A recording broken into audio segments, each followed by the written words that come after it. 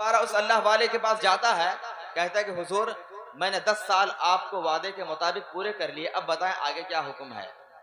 अब वो बुजुर्ग दोबारा कहते हैं कि मैं तुम्हें माफ तो करूंगा, लेकिन मेरी एक दूसरी शर्त भी है, वो शर्त तुम्हें पूरी करनी होगी। अगर तुमने पूरा कर लिया तो मैं तुम्हारी खता को माफ कर दूंगा। नौजवान अल्लाह वाला था, ये माफी कराने के लिए ही आया था। नौजवान ने कहा कि हुजूर हुक्म हो। उस बुजुर्ग ने कहा कि सुनो, मेरी एक बेटी है जो आंखों से अंधी है, हाथों से माजूर है, पैरों से चल नहीं सकती है, जुबान से बोल नहीं सकती है, कानों से सुन नहीं सकती है। अगर तुम उसके साथ शादी करने को तैयार हो जाओ तो मैं तुम्हारी कोताही और गलती को माफ कर दूंगा। नौजवान के दिल में तकवा का नूर मुनव्वर मुजल्ला था। इसने कुछ नहीं सोचा, इसके दिलो दिमाग में एक ही बात रच बस गई थी कि मुझे मेरे खता की माफी करानी है। वो उस लड़की के सारे औसाफ को जानकर भी उससे शादी के लिए तैयार हो जाता है। शादी हो जाती है। पहली रात को जब ये नौजवान कमरे के अंदर तशरीफ ले जाता है तो क्या देखता है, कमरे के अंदर एक हसीन और जमील औरत बैठी है, जिसकी आंख भी सलामत, जिसकी जुबान भी सलामत, जिसके हाथ भी सलामत, जिसके पैर भी सलामत। नौजवान घबराकर कमरे से बाहर आता है, उस बुजुर्ग से मुलाकात होती है, कहने लगता है हुजूर आपने तो कहा था कि आपकी बेटी अंधी है, आपकी बेटी लंगड़ी है, आपकी बेटी जुबान से माजूर है, हाथ पैर से माजूर है, लेकिन अंदर जिस औरत को मैं देख रहा हूँ उसकी तो आंख भी सलामत, उसके कान भी सलामत, उसके जुबान भी सलामत, ये मेरी बीवी नहीं हो सकती है। उस बुजुर्ग ने कहा था सुनो बेटा, मैंने जो बात तुमसे कही थी वो बात बिल्कुल हक है, जरा सुने मेरी बात, तवज्जो मेरी तरफ करें। उस बुजुर्ग ने कहा मैंने अपनी बेटी को गूंगी इसलिए कहा था कि उसने अपनी जुबान से आज तक कोई खिलाफ शरा बात नहीं कही है। मैंने अपनी बेटी को अंधी इसलिए कहा था, आज तक उसने अपनी आंखों से किसी अजनबी मर्द को देखा नहीं है। मैंने अपनी बेटी को पैर से माजूर इसलिए कहा था कि आज तक वो चलकर किसी खिलाफ शरा काम की तरफ गई नहीं है। अल्लाह अकबर, मेरी बेटी मुत्तकिया है, परहेजगार है, आबिदा है, साहिदा है, उसके लिए मुझे एक नेक लड़के की तलाश थी, एक परहेजगार लड़के की तलाश थी। मैं इसी जुस्तजू में था कि तुम मुझे मिल गए। मैंने तुम्हारे अंदर टटोला, तुम्हें देखा तो मुझे पता चला एक नौजवान एक सेब खाकर उसकी माफी के लिए जो 10 साल की नौकरी कर सकता है, एक नौजवान एक सेब खा करके उसकी माफी के लिए अंधी बहरी गूंगी जानकर भी जब उस लड़की से शादी के लिए तैयार हो सकता है तो पता चला तू कोई मामूली बंदा नहीं, तू अल्लाह का बड़ा बड़ा नेक बंदा है, तू एक मुत्तकी बंदा है, तू परहेजगार बंदा है। मेरे दिल ने चाहा मैं अपनी बेटी का हाथ तेरे हाथ में दे दूं, सो मैंने तेरा निकाह अपनी बेटी के साथ करा दिया। अजीजान गिरामी वकार, आप जानना चाहेंगे वो नौजवान कौन था, वो दोशीजा कौन थी? सुनना है तो सुनो, जरा तवज्जो मेरी तरफ करो। वो नौजवान कोई और नहीं था बल्कि हमारे और आपके, हम सबके पीरे पीरा, मीरे मीरा, शाह जिला, महबूबे सुबहानी, कुतुबे लासानी, सैयदना शेख अब्दुल कादिर जिलानी के वालिद मोहतरम हजरत शेख अबू साले मूसा जंगी दोस्त अलैहि रहमत थे। अब मैं आपको कहां लाना चाहता हूं, जरा सोचे। अब मैं आपको जिस पॉइंट पर लाना चाह रहा था वो पॉइंट यह है कि वो कौन थे, वो उम्र क्या थी। 20-25 साल का कड़ियल जवान था, एक नौजवान था, लेकिन जरा तकवा का नूर दिल में देखें। एक सेब खा करके उसकी माफी के लिए 10 साल तक बाप की रखवाली कर ली। आज हमारे नौजवानों का हाल क्या है, आज हमारे लोगों का हाल क्या है? हम दूसरों की जमीनें हड़प जाते हैं, डकार तक नहीं लेते, दूसरों के प्रॉपर्टीज हड़प जाते हैं, हमें एहसास तक नहीं होता है। हम दूसरों के साथ बददियानती करते हैं, खयानत करते हैं, हमें जर्रा बराबर एहसास तक नहीं होता है। ऐ मेरे नौजवानों, ऐ मेरे मिल्लत के लोगों, जरा गौर करो। जब नौजवान इतना मुत्तकी होता है, परहेजगार होता है कि एक सेब की माफी के लिए 10 साल की नौकरी कर सकता है, जब वो खातून इतनी परहेजगारा थी जिसने पूरी जिंदगी अपनी आंखों से अजनबी मर्द को नहीं देखा, खिलाफ शरा कोई काम नहीं किया, खिलाफ शरा कोई बात नहीं कही, जब मर्द इतना नेक होता है, औरत इतनी परहेजगारा होती है, तो उनके कोख से पैदा होने वाली औलाद कोई और नहीं बल्कि वलियों का सरदार, पीराने पीर, महबूबे सुबहानी, कुतुबे लासानी, सैयदना शेख अब्दुल कादिर जिलानी हुआ करता है। आज भी जरूरत इसी बात की है, इसी बात की जरूरत है। आज भी अगर हमारे नौजवानों को होश आ जाए, काश अल्लाह करे हमारे जवानों को होश आ जाए, जो आज के इस रंगरलिया वाली दुनिया में सिर्फ लड़कियां जब तलाश करने की बारी आती है हुस्न और जमाल देखते हैं, किसके पास कितनी दौलत है ये देखा जाता है। लेकिन मेरे अजीज, दौलत चंद दिन की चीज होती है, चंद दिन बाद दौलत खत्म हो जाती है। लड़कियों का हुस्न जमाल नेचुरली तौर पर 30 साल 35 साल के बाद खत्म हो जाता है। तो तुम्हें शादी करने के लिए नेचुरली खूबसूरती को नहीं देखना है, लड़की क्या पास क्या दौलत है वो नहीं देखना है, हसब और नसब नहीं देखना है। कुछ चीज अगर आपको देखनी है तो लड़की का तकवा देखो, परहेजगारी देखो, वो नमाजी है कि नहीं देखो, वो कुरान पढ़ना जानती है कि नहीं देखो। अगर तुमने लड़की को नमाजी देखकर एक्सेप्ट किया है, कुरान पढ़ने वाली देखकर एक्सेप्ट किया है, कसम खुदा की वो बच्ची जिस दिन तुम्हारे घर की बहू बनकर आएगी, जिस दिन किसी घर की बीवी बनकर आएगी, जिस दिन से कदम रखेगी, उस दिन से उस घर को गुले गुलजार बना दिया करेगी। हमारे नौजवानों को हजरत शेख अब्दुल कादिर जिलानी रदी अल्लाह तआला अन्हु के वालिद मोहतरम की जवानी का सदका अल्लाह हमारे जवानों को समझ अता फरमाए। आज हमारे जवानों को क्या हो गया है? यही वो नौजवान थे जो एक जमाने में समंदर में घोड़े दौड़ा दिया करते थे। यही वो नौजवान थे जो एक वक्त में नबी के नाम पर अपनी गर्दन को कटा दिया करते थे। यही वो नौजवान थे जो नबी के एक आवाज पर शबे ज़िफाफ को छोड़कर मैदान कारज़ार में आ जाते थे। आज हमारे नौजवानों को क्या हो गया है? वो जमाना कैसा सुनहरा दौर था, हमारे नौजवानों के हाथ में मुसल्ला हुआ करता था, हमारे नौजवानों के हाथ में कुरान हुआ करता था, हमारे नौजवानों के हाथ में हदीस मुस्तफा हुआ करते थे। लेकिन आज अफसोस के साथ कहना पड़ रहा है हमारे नौजवानों के हाथ में आज घर घर में मोबाइल नजर आता है, हर हाथ में मोबाइल नजर आता है, और मोबाइल तो मोबाइल का मिस यूज करते नजर आ रहे हैं। मेरे नौजवानों गौर करो, जब तक तुम्हारे हाथ में मुसल्ला था, जब तक तुम्हारे हाथ में कुरान था, कामयाबी तुम्हारी कदम चूम रही थी। आज तुम्हारे हाथ से मुसल्ला छूटा है, आज तुम्हारे हाथ से कुरान छूटा है, तो तुम्हारा ठिकाना पस्ती की तरफ होता जा रहा है। तुम दिन ब दिन पस्ती के गहरे खाई में गिरते चले जा रहे हो। तो पता चला अगर कामयाबी चाहिए, अगर कामरानी चाहिए, अगर तरक्की चाहिए, तो हमें हमारे साबिक बुजुर्गों के तरीके पर चलना होगा, हमें उन नौजवानों के नक्श कदम को फॉलो करना होगा जो नौजवान हमें यह पैगाम देकर चले गए हैं, दश्त तो दश्त है, दरिया भी ना छोड़े हमने, दश्त तो दश्त है, दरिया भी ना छोड़े हमने, बहरे जुल्मात में दौड़ा दिए घोड़े हमने। तो कैसे नौजवान थे, कैसे अल्लाह वाले थे, जरा सोचें। तकवा का नूर उनकी पेशानी पर मुनव्वर हुआ करता था।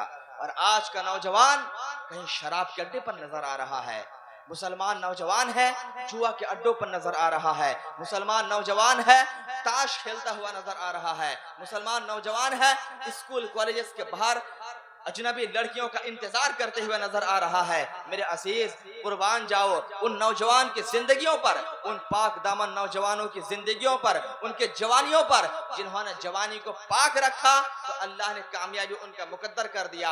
आज हम मुसलमान इसी वजह से परेशान हैं। आज हम मुसलमान इसी वजह से पस्ती के गहरे खाई में गिरते चले जा रहे हैं, क्योंकि हमने तरीके मुस्तफा को छोड़ दिया है, क्योंकि हमने मुस्तफा के उसवा को छोड़ दिया है, हमारे बुजुर्गान दीन की सुनहरी जिंदगियों को छोड़ दिया है। अगर आज भी उन बुजुर्गों के नक्श कदम को फॉलो किया जाए, उनकी जवानी को देखा जाए, और आज हमारा जवान अगर संभल जाए, सुधर जाए, तो यकीनन आज भी कामयाबी हमारे कदम चूमते हुए नजर आएगी। हुजूर हाफिज मिल्लत अली रहमान ने इरशाद फरमाया था कि जिसके दिल में इश्क मुस्तफा होगा, जिसकी निगाह मकसद पर होगी, और जिसके काम में खुलूस होगा, कामयाबी उसके कदम चूमती हुई नजर आएगी। आज का नौजवान राह रास्ते भटका हुआ है। आप मुझे बताएं, आज का नौजवान, हम अगर कम्युनिटी और समाज का जायजा ले, मुझे बताएं आज मुसलमान समाज में कितने मुसलमान पढ़े लिखे हैं? आज मुसलमान समाज में कितने पुलिस वाले हैं? आज मुसलमान समाज में कितने मुसलमान जज हैं? कितने मुसलमान वकील हैं? कितने मुसलमान सियासतदान हैं? 0/0 है। और हम कहते हैं हम परेशान हैं, हम अपने बच्चे को पढ़ाएंगे नहीं, हम अपने बच्चे को किसी लायक बनाएंगे नहीं, और कहते हैं हम परेशान हैं। अगर परेशानी को दूर करना है, सबसे पहले अपने बच्चों को तालीम दो, दीनी तालीम दो, दुनियावी तालीम दो। यकीन जानो, इल्म और एजुकेशन हमारे समाज के बैकबोन है, इल्म और एजुकेशन हमारे समाज की तरक्की का रास्ता है, इल्म और एजुकेशन हमारे समाज के फलाह और बहबूद का अहम जरिया है। जब तक इल्म नहीं दोगे, कोई कौम कभी तरक्की नहीं कर सकती। आज हम सरकार पीरा का जश्न मना रहे हैं, गौ से पाक का जश्न मना रहे हैं। आपको मालूम भी है गौसे आजम कैसे साहिब करामत वली बन गए, ऐसे नहीं बने। खुद इरशाद फरमाते हैं दरस्तुल इल्मा हत्ता सिरतु कुतबन व निलतु सअद मिन मौलाल मवाली, मैंने इल्म हासिल किया, इतना हासिल किया कि अल्लाह तबारक व तआला ने मुझे कुतुब बना दिया। ऐसे आदमी अल्लाह का मुकर्रब बन जाता है। रात को सोओगे ना फजर का पता ना इशा का पता, और चाहते हो कि अल्लाह हमारी हर दुआ कबूल कर ले। 5 वक्त की नमाज तो दूर की बात है, किसी नफल का अता पता नहीं, हुकूक वालिदैन का अता पता नहीं, उलमा की ताजीम और तौकीर नहीं, माँ बाप की ताजीम का ख्याल नहीं, बीवी को नशे में आकर पीटोगे, माँ को आकर नशे में गाली बकोगे और सोचते होगे कि कामयाबी हमारे कदम चूमे। यकीन जानो जब तक अपना रविश और अपना तरीका तुम नहीं बदलोगे, कामयाबी कभी तुम्हारे मुकद्दर नहीं हो सकती। मेरे अजीज, मैं पैगाम देना चाहता हूँ, जश्न गौसुल वरा मना रहे हो। सरकार गौसे पाक रज़ी अल्लाह तआला अन्हु ने 25 साल इल्म हासिल किया है, तब जाकर ये मकाम उनको मिला है, ये मर्तबा उनको मिला है कि मेरे गौसे आज़म फरमाते हैं मैं बगदाद की सरजमीन पर बैठकर अल्लाह की पूरे रुए जमीन को ऐसे देख रहा हूँ जैसे हाथ में सरसों के दाने को देखा जाता है। ये मकाम कैसे हासिल हो गया? इल्म हासिल करने के बाद, तकवा का नूर हासिल करने के बाद ये मकाम हासिल होता है। आज के नौजवानों के लिए सरकार गौसे आजम की जवानी बेहतरीन नमूना अमल है। आज का नौजवान अगर सही रास्ते से भटकता हुआ नजर आ रहा है, क्यों? क्योंकि इन्होंने नौजवान अल्लाह के वलियों की सीरत को नहीं पढ़ा है। सरकार गौसे आजम भी एक जमाने में कभी जवान थे, लेकिन वो कैसा जवान था जरा सोचे। एक एक रात में 1,000 नफिल नमाजें पढ़ा करते थे। सरकार गौसे आजम वो जवान थे जो इशा के वजू से 40 साल तक फजर की नमाजें पढ़ा करते थे। सरकार गौसे आजम ऐसे जवान थे जो 15 बरस तक कंटिन्यूअसली डेली रात को एक मुकम्मल खत्म कुरान किया करते थे। मेरे नौजवानों, तुम कहाँ घूम रहे हो? तुम किस जानिब जा रहे हो? अरे गौसे पाक की जिंदगी तुम्हारे लिए बेहतरीन नमूने अमल है। तुम हीरो को नमूने अमल बना रहे हो, तुम सलमान खान को देख रहे हो, तुम शाहरुख खान को देख रहे हो। अरे नहीं नहीं, देखना है तो नबी के नवासे जन्नती जवानों के सरदार हसन हुसैन को देखो, उनके औलाद गौसे आजम की सीरत को देखो। कसम खुदा की, आज अगर जन्नती जवान हसन हुसैन की सीरत पर अमल कर लिया जाए, उनको फॉलो कर लिया जाए, तो हमारे जवानों की जिंदगी भी यहाँ भी कामयाब होगी और वहां भी कामयाब हो जाएगी। आज हम इसी वजह से परेशान हैं कि हमारा तरीका बिल्कुल इतना लो क्वालिटी का हो गया है कि हम बराए नाम सिर्फ मुसलमान रह गए हैं, लेकिन हमारा कोई भी काम मुसलमान जैसा नहीं है। अब सोचो तो सही, ये क्या मुसलमान है जी? मुसलमान होकर शराब के अड्डों की जीनत बना हुआ है, मुसलमान होकर शराब पीकर नाली में रोड के किनारे पड़ा हुआ है, ये मुसलमान है। मुसलमान होकर गंदी निगाहों से अजनबी औरतों को देखा करता है, यही मुसलमान है।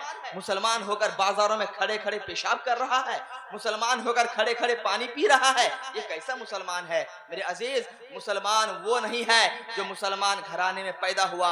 हकीकी मानों में सच्चा पक्का मुसलमान वो कहलाएगा जो नबी का दीवाना होगा, जो नबी का आशिक होगा, नबी की सुन्नत को चुन चुन कर फॉलो करेगा।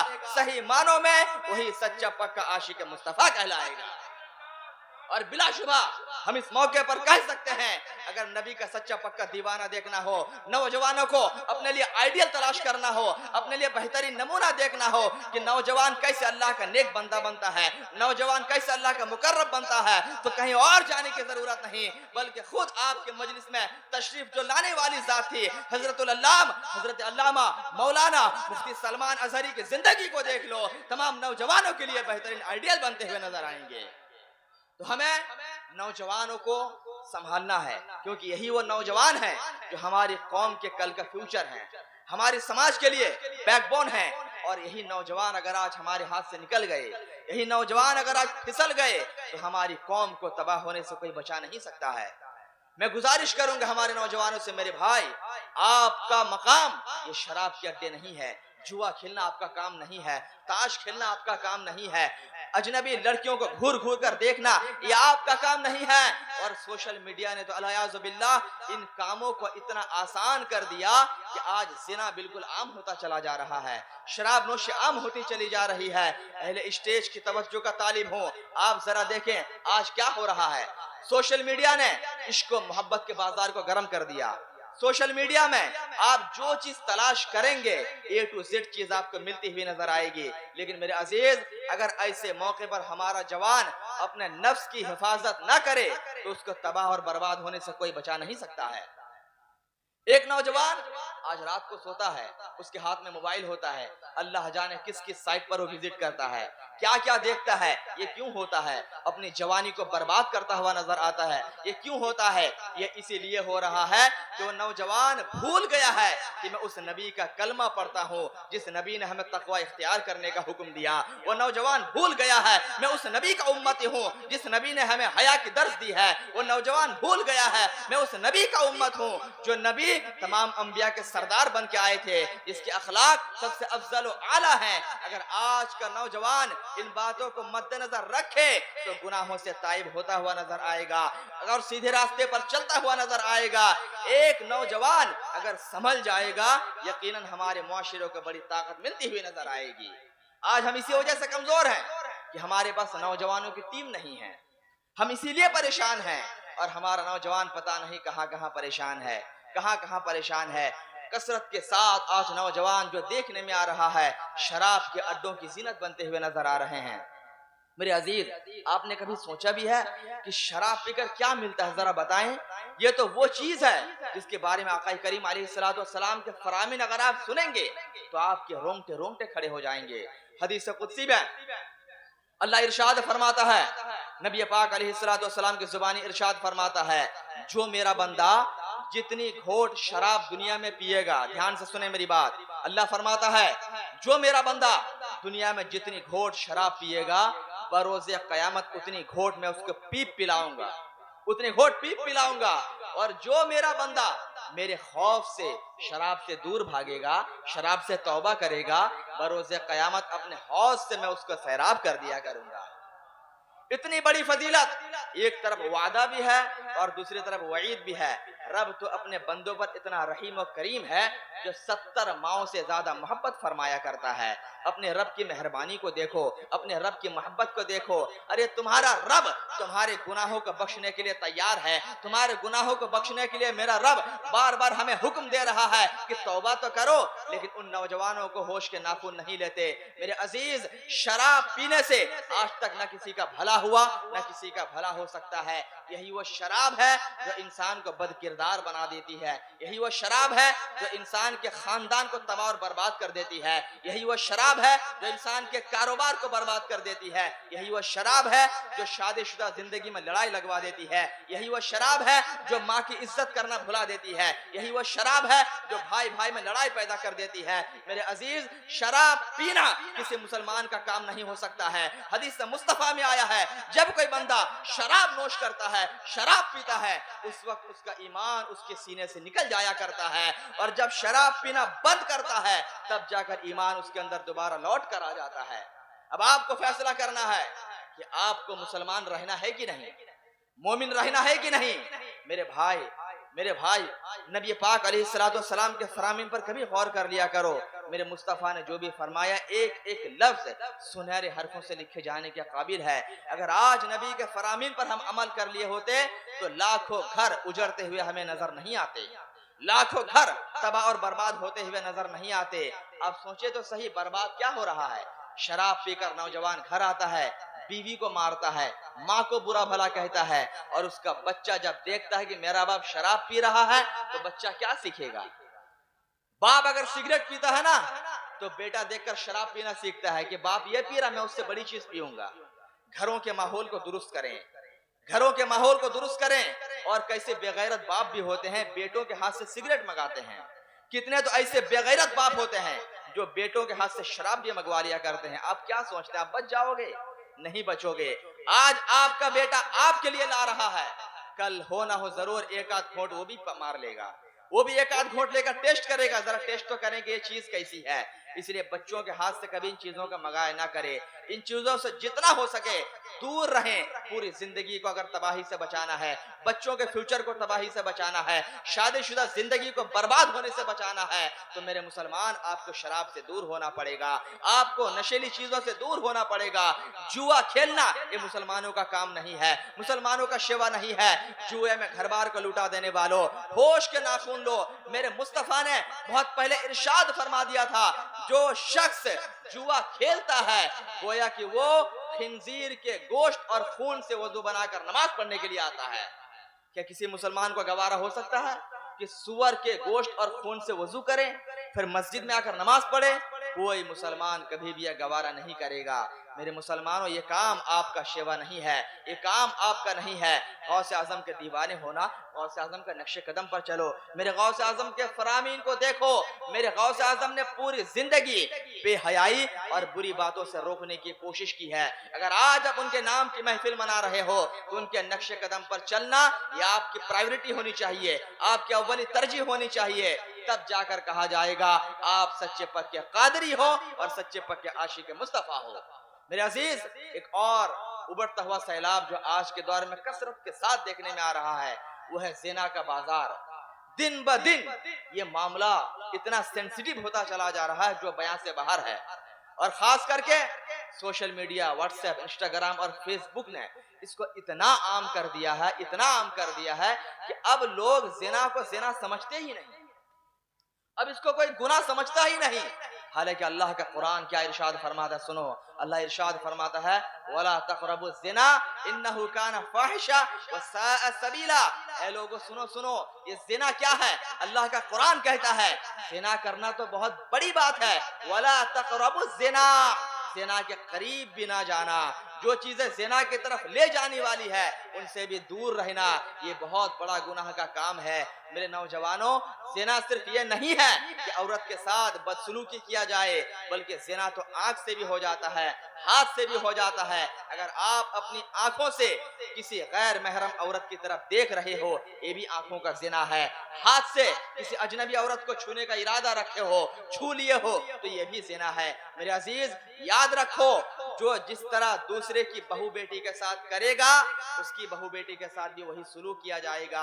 एक कहावत अरबिक में बहुत मशहूर है, मन जना दुनिया बिही, जो किसी के साथ बदसलूकी करेगा उसके घर वालों के साथ बदसलूकी की जाएगी।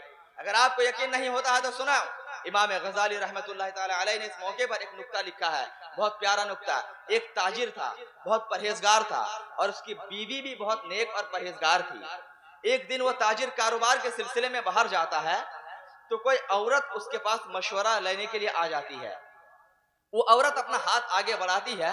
ये ताजिर जो बड़ा नेक और परहेजगार था, इसको औरत का हाथ बड़ा खूबसूरत लगता है। ये उस औरत के हाथ को पकड़ लेता है। जब औरत के हाथ को पकड़ा, इसको होश आया, या अल्लाह मैंने क्या कर दिया, ये तो अजनबी औरत है, इसको छूना मेरे लिए नाजायज और हराम है। अपने गुनाह पर बड़ा शर्मिंदा हुआ। वो लौट कर घर गया तो घर जाने के बाद देखा उसकी बीवी, जो खुद एक नेक और परहेजगार खातून थी, उसकी बीवी रो रही थी। इस ताजिर ने पूछा, ऐ शरीक हयात, आखिर तुम क्यों रो रही हो? उस औरत ने पूछा, बताओ तुमने आज बाजार में क्या किया है? इस ताजिर ने कहा, आज मैंने कोई काम तो नहीं किया है। उस खातून ने कहा, हो ना हो तुमने कोई गलत काम जरूर किया है। ये शख्स पूछता है, तुमने कैसे जान लिया, तुमने कैसे जान लिया? तो इस शख्स ने बताया कि हाँ, आज मुझसे गलती हुई है, आज मुझसे एक गुनाह हुआ है। आज मैंने बाजार में एक अजनबी औरत का हाथ पकड़ा। उसकी बीवी कहती है, तुमने एक अजनबी औरत का हाथ उधर बाजार में पकड़ा, मेरे घर में जो पानी देने वाला 10 साल से पानी देने आ रहा है, आज उसने मेरा हाथ पकड़ लिया है। मन जना दुनिया बिही। इमाम गजाली ने फरमाया, जो किसी दूसरे की बीवी के साथ, दूसरे की बहन के साथ, दूसरे की बेटी के साथ बदसलूकी करेगा, उसके बहू बेटी के साथ बदसलूकी किया जाएगा। मेरे अजीज, वो भी किसी की बहू है, वो भी किसी की बेटी है, वो भी किसी की बहन है। खबरदार, किसी अजनबी औरत की तरफ निगाह उठाकर मत देखना। कयामत का मंजर याद करो, वो हौलनाक मंजर याद करो। खुदा की बारगाह में क्या निगाह लेकर जाओगे, क्या मुंह लेकर हाजिर होगे? जरा हदीस मुस्तफा सुनो। एक नौजवान शख्स आका करीम अलैहिस्सलाम की बारगाह में हाजिर होता है, अर्ज करता, या रसूल अल्लाह, आप मुझे ज़िना करने की इजाजत दे दीजिए। नऊज़ बिल्लाह। क्या कहा? नौजवान है, हमारे नौजवान के लिए आइडियल है। सुने क्या कहा कि या रसूल अल्लाह, आप मुझे ज़िना करने की इजाजत दीजिए।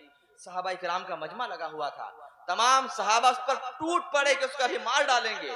रसूलुल्लाह की बारगाह में ऐसी बेअदबी, रसूलुल्लाह की बारगाह में ऐसा इज़्न। रसूलुल्लाह अलैहिस्सलाम ने फरमाया ठहरो, रुको, उस शख्स को मेरे करीब लाओ। मेरे मुस्तफ़ा रहमतुल लिल आलमीन बनकर आए थे। यकीनन ये बात ऐसी थी कि जो मार खिलाने वाली बात थी, लेकिन हुजूर रहमत आलम बनकर आए थे। मेरे नबी के समझाने का अंदाज जरा देखो।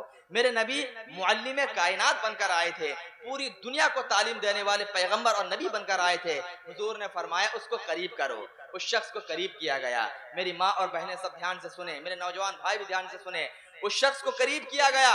हुजूर ने उससे पूछा, अच्छा ये बताओ कि तुम्हारी बेटी है? कहा कि हाँ।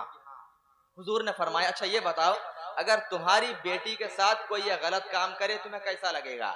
उस शख्स ने कहा कि हुजूर बिलाशुबह मुझे बहुत बुरा लगेगा। हुजूर ने फरमाया, इसी तरीके से अगर दूसरे की बेटी के साथ भी बुराई किया जाए तो उसके बाप को भी बड़ा बुरा लगेगा। हुजूर ने फिर पूछा, ये बताओ, अगर तुम्हारी बहन के साथ कोई गलत काम करे तुम्हें कैसा लगेगा? उस नौजवान ने कहा कि हुजूर बिलाशुबह मुझे बहुत बुरा लगेगा, मुझे तकलीफ होगी, मेरे दिल को ठेस पहुंचेगी। हुजूर ने फरमाया कि अगर दूसरे की बहन के साथ भी ये काम किया जाए उसे भी जरूर बुरा लगेगा। फिर हुजूर ने आगे इरशाद फरमाया, अच्छा ये बताओ कि तुम्हारी माँ तो होगी? कहा कि जी हुजूर मेरी माँ भी है। हुजूर ने फरमाया, अगर तुम्हारी माँ के साथ कोई ये बदकारी करे, कोई गलत काम करे तुम्हें कैसा लगेगा? उस शख्स ने रो दिया, रो रो कर कहने लगा, हुजूर बिलाशुबा बहुत गलत काम है, मुझे बहुत बुरा लगेगा। हुजूर ने इरशाद फरमाया, ए नौजवान सुन, तू जिस औरत के साथ, तू जिस खातून के साथ बुराई का इरादा लेकर मेरे पास आया था, तो जिना की इजाजत लेने के लिए आया था, तो जिस खातून के साथ जिना करता वो भी किसी की बेटी होती, वो भी किसी की बहन होती, वो भी किसी की माँ होती। पता चला हम जिसके साथ भी ये गलत काम करने का इरादा करते हैं वो भी किसी की बहू जरूर होगी, किसी की बेटी जरूर होगी। अगर हमारी बहू बेटियों के साथ ये काम किया जाए तो हमें बुरा लगता है, तो जिस जिस जवान के बहू बेटियों के साथ ये काम किया जाएगा जरूर उनको बुरा लगेगा। हुजूर अलैहिस्सलाम ने अपना दस्ते मुबारक उस शख्स के सीने पर मारा और दुआ फरमाई, अल्लाहुम्मा ग़फिर ज़म्बी व तहिर क़ल्बा, ऐ मेरे परवरदिगार इस शख्स के गुनाहों को माफ कर दे, ऐ मेरे परवरदिगार इसके सीनों को पाक कर दे और इसके शर्मगाह को महफूज कर दे। अल्लाह के रसूल ने दुआ की, वो शख्स गुनाहों से ताइब हो गया और परवरदिगार ने उसके सारे गुनाहों को माफ फरमा दिया। आज हमारे नौजवानों को संभलने की जरूरत है, जो बाजारों पर, चौक पर, स्कूल और कॉलेज पर जाकर खड़े रहते हैं सिर्फ इस मकसद को लेकर कि आज फुला मोहल्ले की लड़की स्कूल से निकलेगी तो उसका पीछा करना है, फुला कॉलेज से लड़की बाहर आएगी तो उसका पीछा करना है। मेरे अजीज, वो भी किसी की बहू, किसी की बेटी और किसी की बहन है। जिस तरीके से तुम्हारी बहन और बेटी की इज्जत हुआ करती है उसकी भी इज्जत है। अगर तुम उसकी इज्जत करोगे तो अल्लाह तबारक व तआला पर्दा गैब से तुम्हारी बहू और बेटियों की इज्जत की हिफाजत फरमाया करेगा। और अगर तुम दूसरे पर बदनिगाही करोगे तो तुम्हारा अंजाम भी वही होगा। ज़िना सिर्फ यह नहीं है कि बदकारी कर ही लिया जाए, बल्कि बुरी निगाह से देखना भी ज़िना के दर्जे में है, बुराई की तरफ पैरों से जाना भी ज़िना के दर्जे में है, हाथ से किसी अजनबी को पकड़ना भी ज़िना के दर्जे में है। और ज़िना का गुनाह इतना सख्त होगा, इतना सख्त होगा कि हुजूर अलैहिस्सलाम इरशाद फरमाते हैं, बरोज़े क़यामत जब जानी और जानिया को हाजिर किया जाएगा, उनके बदन से और शर्मगाह से ऐसी बदतरीन बदबू आएगी कि पूरे जहन्नम के लोग परेशान हो जाएंगे, पूरा अहले महशर परेशान हो जाएंगे। आवाज पूछेंगे, ये कौन लोग हैं, इतनी बदतरीन बदबू आ रही है, ये कौन सड़े हुए लोग हैं, ये कौन से गुनहगार लोग हैं? आवाज आएगी, ये वो लोग हैं जो दुनिया में ज़िना किया करते थे, जो दुनिया में बदकारी किया करते थे। आज पूरे अहले महशर के सामने उनकी रुसवाई होती हुई नजर आएगी। मेरे अजीज, कोई नौजवान ये नहीं चाहेगा कि ये काम उससे सरजद हो, कोई नौजवान ये नहीं चाहेगा कि उसकी बहन और बेटियों के साथ एक काम हो। लिहाजा अपनी जवानी को संभालो। आज जवानी तुम्हारे पास अल्लाह की बहुत बड़ी नेमत है, इस नेमत की कदर करो। अगर आज तुमने अपनी जवानी को बचा लिया तो कल तुम्हारी पूरी जिंदगी राह रास्त पर और सही ट्रैक पर चलती हुई नजर आएगी। एक कहावत बड़ा मशहूर है, जवानी दीवानी होती है, लेकिन जवानी को दीवानी नहीं बनाना है, कंट्रोल में रखें, अपने नफ्स की हिफाजत करें। नफ्स आपको लाख कहेगा ये गलत काम कर लो, ये कर लो, ये कर लो, लेकिन आपको नफ्स की नहीं सुनना है, अपनी अकल की सुनो, दिमाग की सुनो और रसूलुल्लाह के इश्क में डूबकर सही और गलत का फैसला खुद करो। तब जाकर तुम्हारी इज्जत और आबरू भी महफूज रहेगी, तुम्हारी बहू, बेटी और बहनों की इज्जत भी महफूज और सलामत होती हुई नजर आएगी। आज के नौजवानों को संभलने की जरूरत है। बड़ा बड़ा जलसा कर लेना ये कामयाबी की दलील नहीं है। जब तक किसी जलसे से हमारा नौजवान कुछ सीख कर, कुछ समझ कर, अपने अंदर चेंजिंग करके यहाँ से ना उठे, तब तक आपका जलसा कामयाब नहीं हो सकता है। अपने अंदर सुधार पैदा करो, अपने अंदर चेंजिंग लाओ, इश्क मुस्तफा सीने में पैदा कर लो, तुम्हारी जिंदगी हर जाविया से कामयाब होती हुई नजर आएगी। इन्हीं बातों के साथ मैं अपने गुफ्तगू को समेटता हो रहा हूँ, क्योंकि वक्त काफी हो चुका है। नाज़िम इजलास का बार बार इशारा भी हो रहा है। अल्लाह तबारक व तआला की बारगाह में दुआ है कि मौला अपने करम से इन गुफ्तगू पर सबसे पहले मुझे, फिर आप तमाम नौजवानों को, तमाम उम्रदराज हजरात को अमल करने की तौफीक अता फरमाए। व आखिर दावाना अनिल हम्दुलिल्लाहि रब्बिल आलमीन। अस्सलामु अलैकुम व रहमतुल्लाह।